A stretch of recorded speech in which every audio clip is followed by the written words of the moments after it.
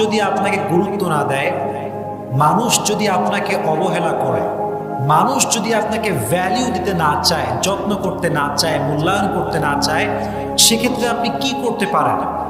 ইসলাম এই ক্ষেত্রে কি সাজেশন দিয়েছে, রাসূল কারীম সাল্লাল্লাহু আলাইহি ওয়াসাল্লাম কি বলেছেন, এটা আমরা আজকে জানব।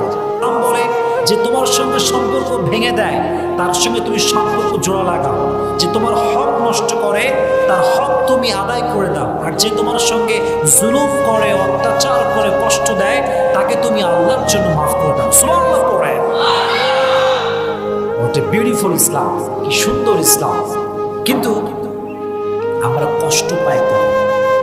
কেউ অবহেলা করলে কষ্ট পাই কখন? পেইন ফিল করি কখন? We have to justify it first. এটা আগে জাস্টিফাই করতে হবে। দেখেন, মনোযোগ দিয়ে শুনবেন।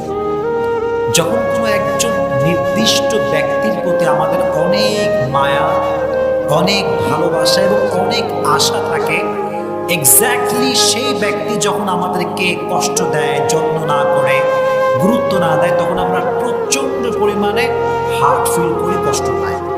So firstly, you have to overcome the illusion and expectation from him. যাকে আপনি খুব বেশি মায়া করেন, যাকে